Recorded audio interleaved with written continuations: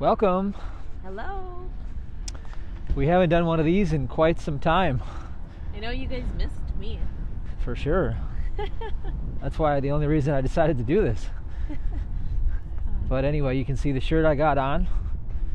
The hero of the macro Bitcoin market, the Ethereum rise. And I wore this a year ago. I told everybody I'm wearing this for a reason. And it's only gone up 10 times since then. Not much. But I'm sure there's more room to grow, a lot more. But if you got yourself positioned back then, you're probably still pretty happy by now. Definitely. Yep. Hello. All right. So, yeah, we're just out enjoying Easter. paradise. Happy Easter.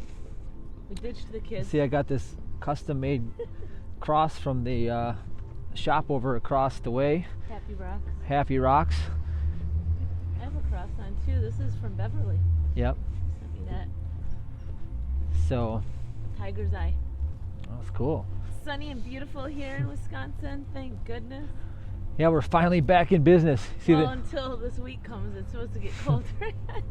Sunny and beautiful. You have to take advantage of the day. Yep. You never know what the next day will bring. But So- that's how you should be seeing life. Another thing too is I had to order another one of these mobile selfie sticks that levels it out for you, because I was running these hills in the ice and I dumped it. I took a face dive and I landed on the camera, and it just smashed to pieces. So I didn't put that video out. That would have been it. Bloopers. That would have been. That'd be on the bloopers reel. Yeah. Note to self: don't run in the ice again with camera in hand. Yep. Oh, so I want to talk about Easter. I have a little talk. I'm just going to let God take this where it wants to go. But I was getting revelation, and this is something that's going to be mind blowing. It's going to blow your mind. It's something that's in plain sight that you've probably never thought about before. But once you see it, you're going to be like, "Holy crap! It's in plain sight," and it is. But this is called the greatest lie ever told. What do you think the greatest lie ever told is, Sabrina? That we live a life and we die at the end of it. That's it. Shut the front door. Well, yeah, that's it. Oh. Yeah. I aced that class. All right, guys. Thanks for showing up. We'll see you guys next time. Bye. All right. No, that's it's the pantheistic belief that here we are, God's children, and then we descend into some other form where we have to look up and hopefully become God's children again. You see that? That's You religious. you right? become less than. It's like you somehow turn into something else, and that's what I want to talk about.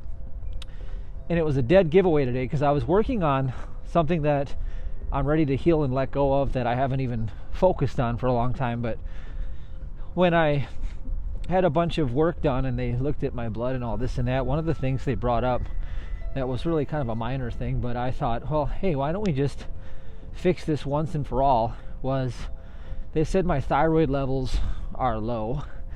And that's something that got me thinking, okay, interesting, thyroid. So I looked it up, and in the etymology of thyroid, do you know what a thyroid is, Sabrina? Nope. Do you know what the etymology calls it? No. It calls it Adam's apple. Shut the front. What did Adam do in the garden? He ate the evil. He ate the apple, the fruit. forbidden fruit. They put it in plain sight. See, it's a counterfeit of real life. It's Satan, all right? See, the man of the flesh is the Satan. That's Satan, the man of the flesh. It's a negation of truth. See, everything that evil declares itself to be is really a negation of truth. And so truth is spirit. And yet we take on, and this is what I had to work with when I was, working on healing the sensations of pain in the area that they would say your heart is. And it's, something that you have to battle the dragon of fear when these things come. And this is the big thing, is fear not, for I am with thee. That's the first step. But understanding that, what does the word heart mean? It means affection. What is the true heart? It's the affection toward. So is my affection towards this physical life or is my affection towards spirit? Because that's going to determine how this is going to go. I know the answer to that. What do you think? I've been living with you long enough, I know. Really? Uh-huh. Is it the gun show? No. That's right. Yeah, see, that's my downfall. perfect. That's my downfall. You see, everything is two stories. So the reason why I'm so drawn to the spiritual is because I've been so drawn to the world of fitness and bodybuilding and all this. So it has to be the counterbalance, and it puts me on the journey. And so anyway, when I saw the Adam's apple, I laughed because I thought, they're telling you in plain sight. When you think you have a thyroid that controls your metabolism, you're eating of the tree of good and evil, because God is unchangeable, immutable good, right? Now get this. You know what the word metabolism means? It means changeable. It's a chemical change. So it means, in etymology, it means changeable. So they're telling you in plain sight once again that you have... You want to go straight? You can? Oh, let's go this way. They're telling you in plain sight that you have something that has changed. All right? And yet, if the eternal nature of God and Spirit has never changed, there you are. You're in the Romans 8, the law of sin and death. Right? And so for the law of Spirit sets me free from the law of sin and death. And so this is where we have to battle and we have to fight. We have to fight to hold our thought. Okay? The battle that's going to be won is won by God. And our job is to manage our influence over good and evil by cutting off temptation to believe in evil. Right? Yeah. All right, what do you want to add? No, go. Keep going. Well, that's the whole thing, is that if we would only behold God in all things, that's what Jesus, Messiah Christ, did. And so what he did when he went to the cross, right, when he put himself on the cross, the four elements, right? It was the four elements. It's earth, fire, water. Yeah. No, it's open. Well, anyway, it's the fifth element is the one that matters. That's the risen Christ. That's what the Easter is all about. The fifth is the ether. Okay, etherium, ether, and so the ether is spirit. And so, what the risen part of you is spirit, and you never descended from it. And so that's how you cut off evil, is you take it back to the first place where it shows up, in your thought. Okay, your thought life is your life. And so when thought comes to you and says, hey, you remember when, and it tells you a dream of the five senses. Hey, you remember when you broke your toe? Remember when you smashed your bike? Remember when you did this? It tells you these allegorical fairy tales that somehow imply that perfection has changed and it's become less than, and then it requires some sort of intervention in order to make it right again. Okay, and that's where human will comes in. And so Jesus was a master of not my will, but thine will be done. See, he didn't insert his human will. He didn't take people to the doctor, and he didn't give them material medicine. What he did was he beheld the perfect man in his thought, because he was consciously aware of his unity with good, or his oneness with God, at all times. At all times. And that's why he was the model that set the example for everybody, because the way that he behaved while he was apparently physical is the way that we are to behave until we also become risen and we rise out of the dream of the five senses. And so that's what I want to tell you guys in a nutshell. I thought that was a real shocking revelation, that error brought up something, and when I looked under the hood and I saw it for what it was in plain sight, it made me laugh. Yeah. So, hey, so here I am, and so here's how we break these walls down and how we destroy a lie, and we remove the claim and we walk in freedom. So when we think about what does the world say about a thyroid problem, well, they say that it's inherited, right? So we have to take on this belief that we were born in the world from a mother and father. Now, Jesus said something about that. He said, you can't follow me if you have that belief. You have but one mother, father, that is God. God is your father, mother. You don't have an earthly father, mother. To imply that you do is to believe that the dream of evil, see, evil and good, right? God the good, and then there's the evil. That's the satanic belief that you live in flesh, okay? It's a belief that you exist as a decrepit mortal that God had nothing to do with. Imagine that. So when you negate the good, that's where evil comes into the picture.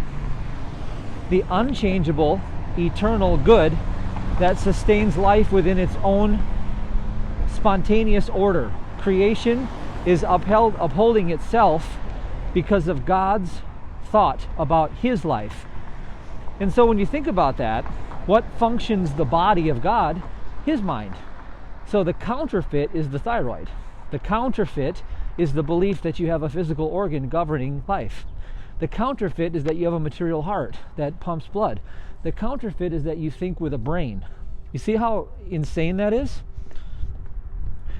Now, if you were so-called dead and you were lying there, corpse, well, how much metabolism does that thyroid function now? How much does that brain function now? How about that heart? Is that heart actually governing life now? No. It's not doing anything because it never had any ability to do anything. It's an idea. It's a belief. It's the superstition of this material dream.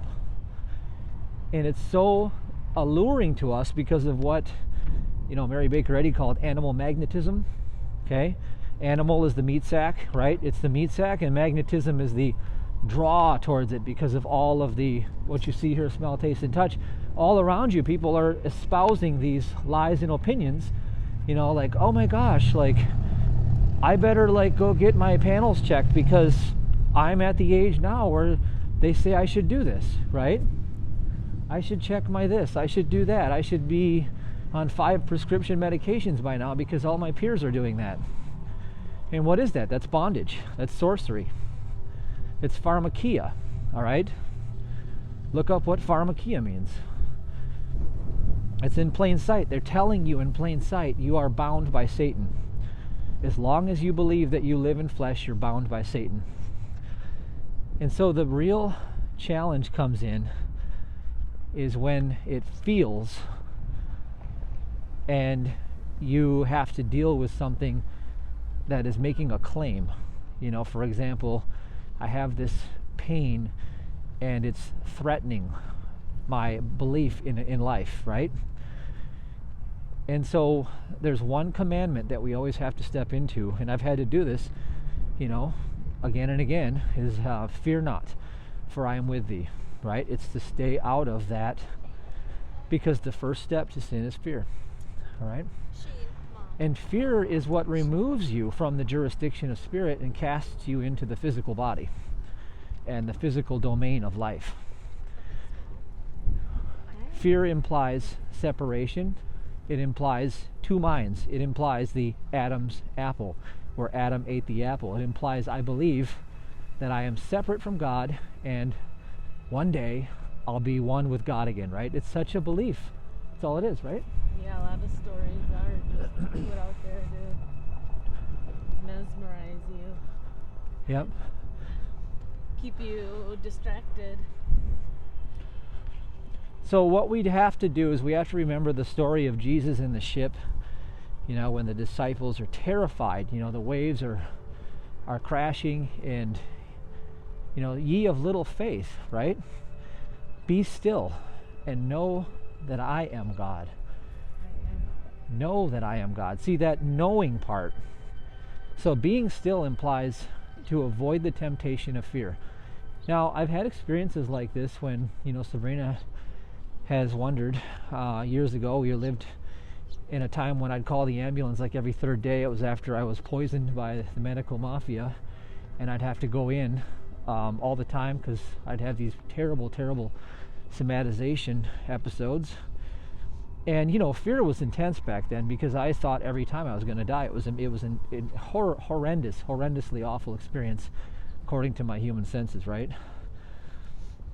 And so how can you hold your peace in the middle of that?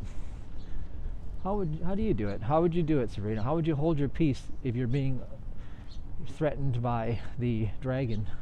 I think it's the belief in the threat. Yep. I don't give the temptation of fear my attention in the sense of Hi, oh my goodness. in the sense of entertaining it as fear. Yeah. When I'm presented with something that tempts me, I remove myself and become the witness and just enjoy the process or experience and just recognize that it's there for me and not to me.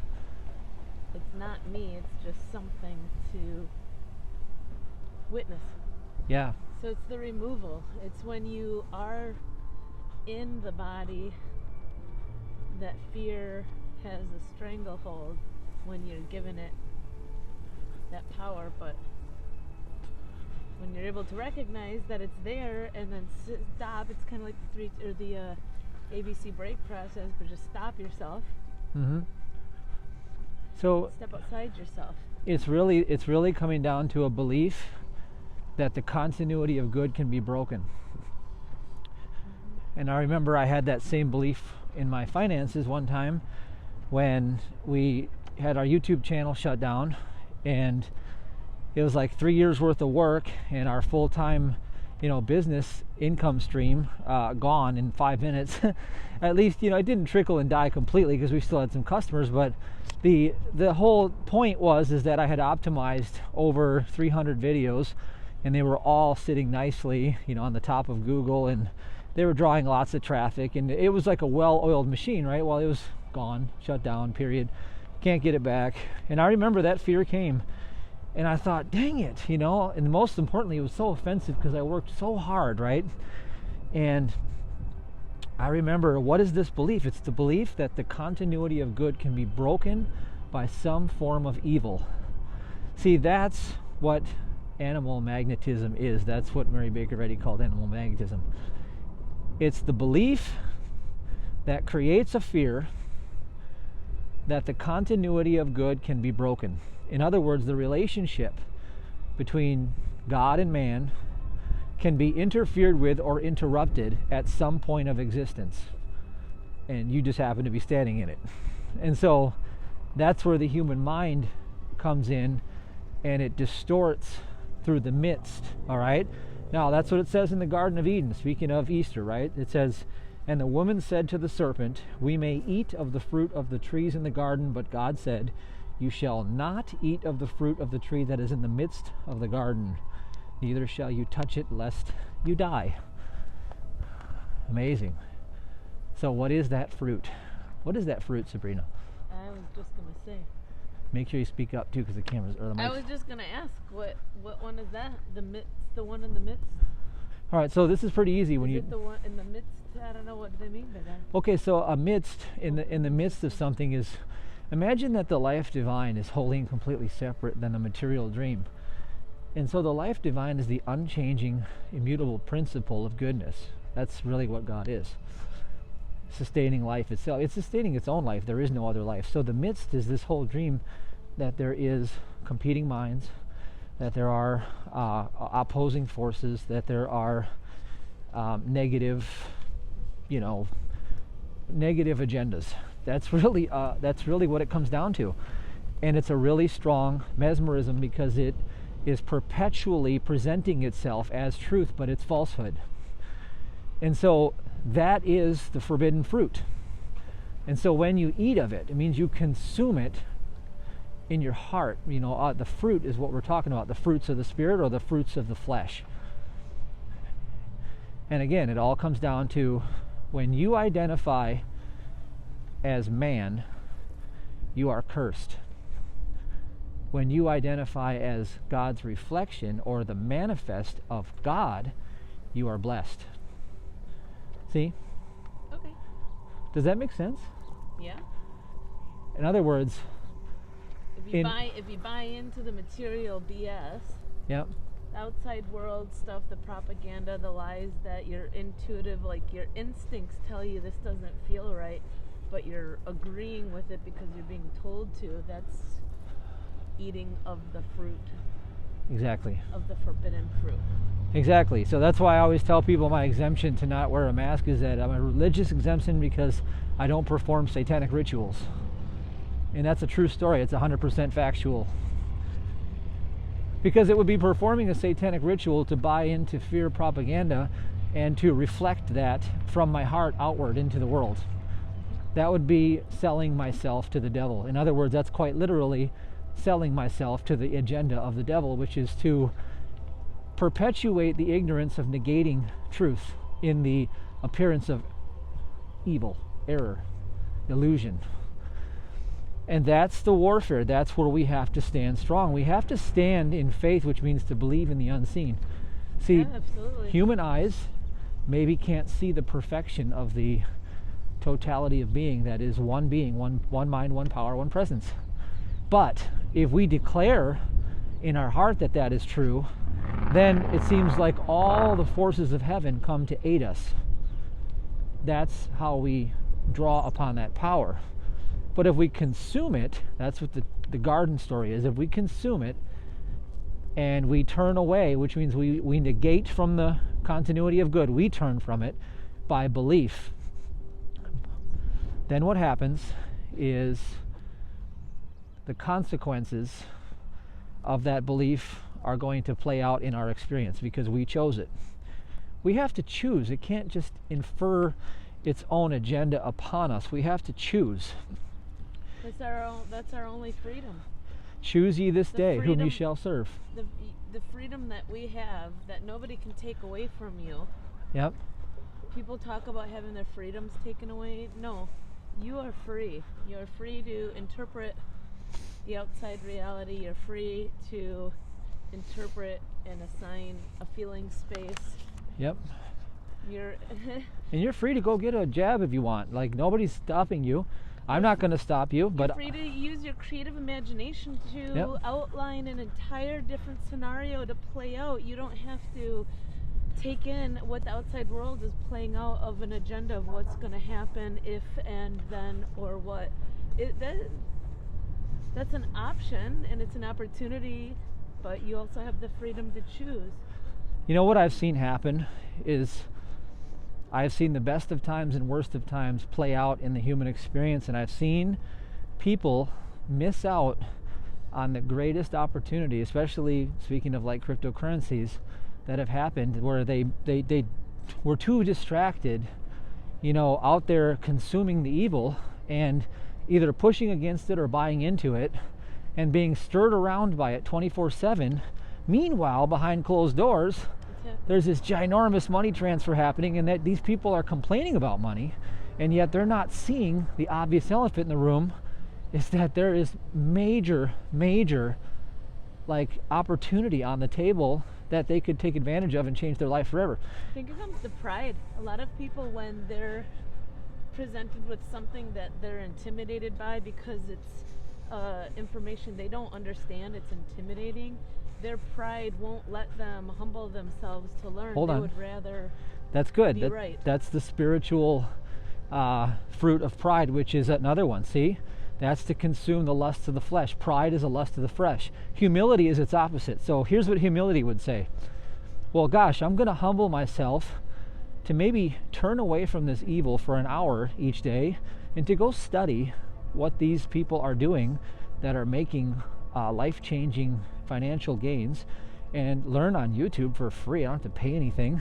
Or I could, put together some money and buy somebody's service where they've already done all the research. And you know what I could do? I could possibly go after changing my family's financial future forever.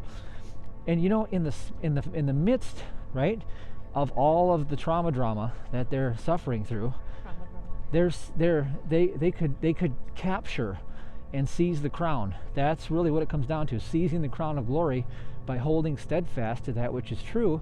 And all you have to know is that God's will for you is to prosper. So that means it is an eternal position of relationship where God is blessing you right now and never stops. And so your opportunity is always right now. So if you're looking around and maybe, let's say your neighbor's house is burning down right now, and you want to get caught up in that trauma drama, and you want to get caught up in the fact that your friends are like having troubles, and you want to get caught up in the drama that people are doing drugs, or maybe that the lockdowns are never going to end, or if you want to get caught up in that all day every day, what you're doing is you're negating truth. See, this is what it means. It means this. It says, you shall not eat of the fruit of the tree that is in the midst of the garden, neither shall you touch it, lest you die. And what was that? What is that fruit? Good and evil. Right. It's the outside illusion. Outside opportunity, yeah. The illusion. It's the illusion. And so where is the power? Is the power in the illusion, or is the power in the principle that is immutable and unchangeable? The power that never changes is the real. And the one that changes, see, changeable, metabolism, that's what it means. Thyroid means Adam's apple. Oh my goodness. They're telling you right now. And you're going to get your levels checked. They check these levels, and I'm like, wait a minute. That's material evidence, and you're telling me that I've ate the tree of Adam's apple if I buy into this. They're telling you right in plain sight, hey, if you believe this shit, then we're going to go ahead and give you some more shit to believe. That's what they're doing. And by the time you get done, you're screwed. Isn't that what you go when you go into a doctor? Like, I don't... Fear takes you to the doctor every time. Yeah, in other countries, it's the, what is it? I know at least in Germany, they call it something totally different, doctor or healthcare. It's actually... they say what it is, and we get mesmerized as if the doctor is some authority because they know more about our body, but the reality is nobody knows more about your body than you do. Well, no, God knows his body because you don't have a body. Well, then that's the I am, God knows his body, which is his being, and you exist because you live, move, and have your being in Christ, which means you are of God. That's what you have to stand on. So if you're having a sensation that's tempting you to go to a doctor for them to use their authority to tell you what's going on, I would challenge you to take that opportunity to tune in to your I am and ask your body and ask God, what is it that my body's sensations are showing me? Like, what message am I to be hearing, as opposed to handing over your authority or fear opportunity to a doctor, because they'll always find something. Yeah, see, they'll always give you an opportunity to upgrade to their pharmaceutical medication that they make money off of. Like, if you're well, they don't have a job. Well, it's a business model, and it's one that is at your expense every time. At least in America.